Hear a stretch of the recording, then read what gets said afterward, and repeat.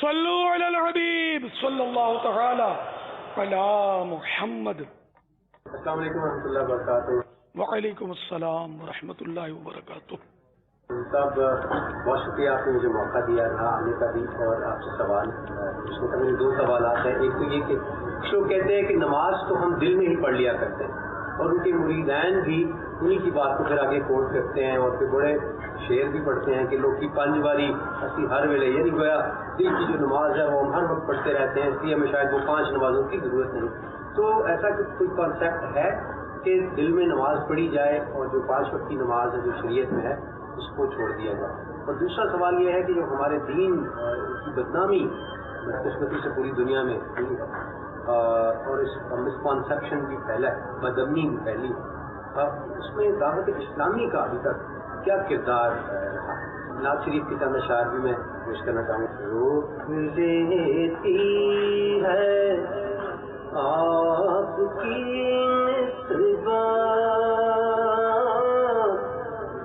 تیر جس میں بھی ہم سے چلتے ہیں، اور یہ کرم ہے حضور کا ہم پر، آنے والے عذاب ٹلتے ہیں۔ ماشاء اللہ۔ پہلا سوال کہ بعض لوگ یہ بعض پیر ایسا کہتے ہیں کہ ہم تو ہر وقت نماز پڑھتے رہتے ہیں، ہم کو 5 وقت نماز کی ضرورت نہیں ہے، تو ہماری وہ نماز وہ دل کی ہے۔ تو ظاہر ہے کہ اگر واقعی وہ ایسا کوئی کہتا ہے اور اس نماز کی فرضیت کا انکار کرتا ہے، جب تو وہ مسلمان نہیں ہے۔ نماز کا، وضو کا سارا جو یہ تصور دیتی تو ہمیں قرآن نے دیا ہے کہ جب ہم نماز پڑھتے ہیں، احادیث مبارکہ میں اس کے انداز دیے ہیں، یہاں تک کہ پیارے آقا صلی اللہ تعالی علیہ وآلہ وسلم نے ارشاد فرمایا کہ مجھے 7 ہڈیوں پر سجدہ کرنے کا حکم دیا گیا۔ اب وہ دل کی نماز میں دل میں 7 ہڈیاں کہاں سے لائے گا، اور وہ دل کو سجدے میں گرائے گا کیسے؟ یوں بہرحال یہ کہ یہ نماز کی فرضیت کا انکار ہی معلوم ہو رہا ہے اس بات میں، تو ایسا شخص تو مسلمان رہے گا نہیں، ہے ہی نہیں مسلمان۔ اس کو مسلمان ہو سکتا ہے بولتا بھی نہ ہو، کوئی اور مطلب ایک ہے طبقہ جو اتنا مشہور نہیں ہے، بے احتیاطاً اس کی نشاندہی بھی نہیں کرتا کہ خواہ لوگ اس کو ڈھونڈیں اور اس کے پھندے میں پھنسیں۔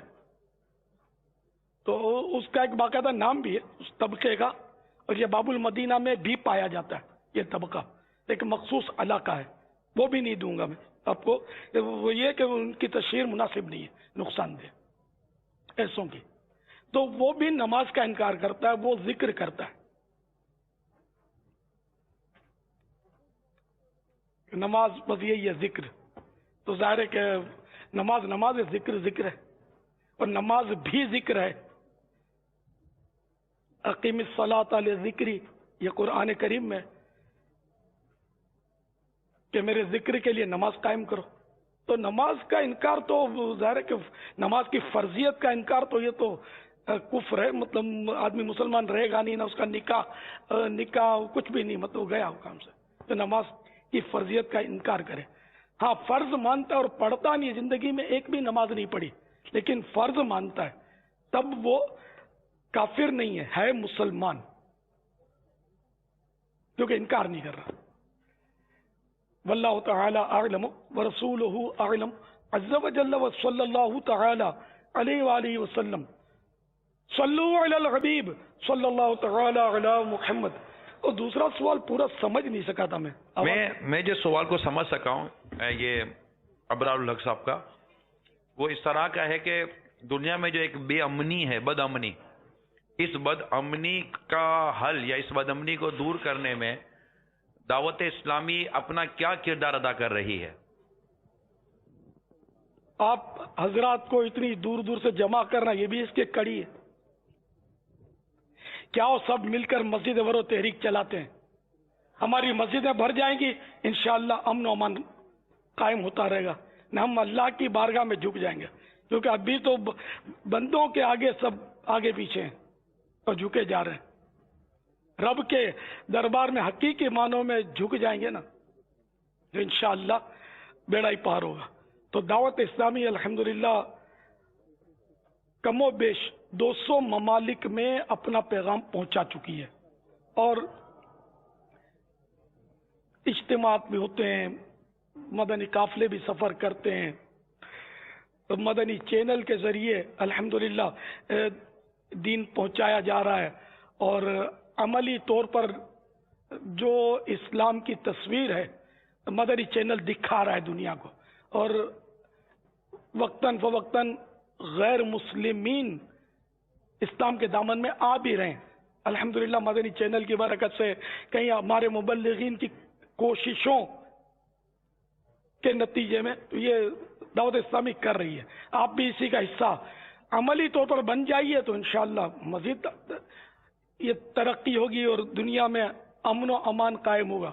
لیکن یہ کہ دیکھیں صرف چاہنے سے نہیں ہوگا, کچھ اس کے لیے کرنا ہوگا. آپ کو بھوک لگی ہے اور چاہتے ہیں کہ آپ کو غذا مل جائے تو کیسے پیٹ بھرے گا جب تک وہ غذا کی طرف ہاتھ بڑھائیں گے نہیں, ہاتھ بڑھانے کے لیے پکائیں گے نہیں, پکانے کے لیے لائیں گے نہیں, لانے کے لیے کمائیں گے نہیں, تو کھائیں گے کیسے اور پیٹ بھرے گا کیسے؟ تو اس کے لیے قربانی دینی ہوگی.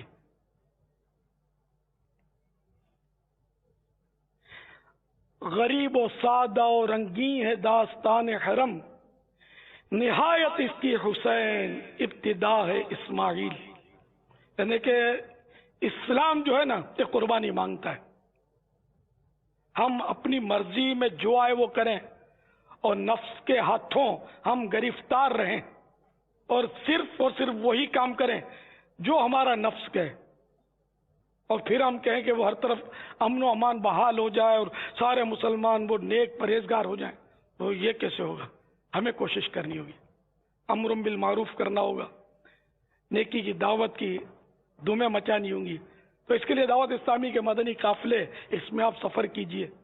مدنی انعامات یہ ایک شیڈول ہے, سمجھو ایک جدول ہے کہ آپ کو اسلامی زندگی گزارنی کیسے.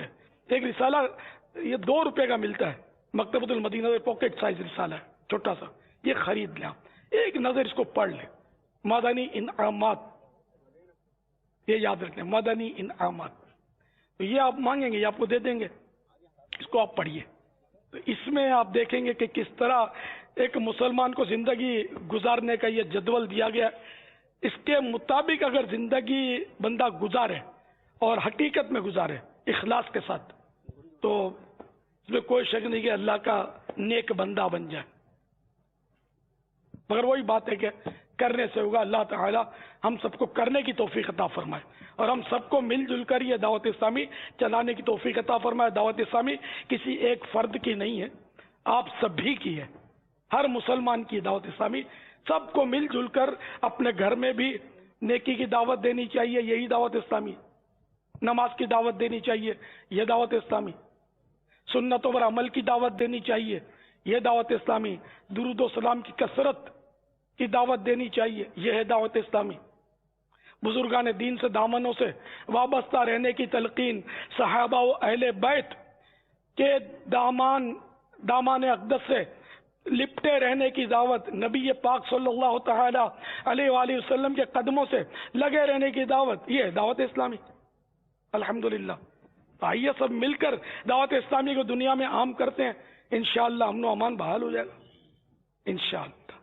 واللہ تعالی اعلم ورسولہ اعلم عز وجل وصلی اللہ تعالی علیہ وآلہ وسلم. صلوا علی الحبیب.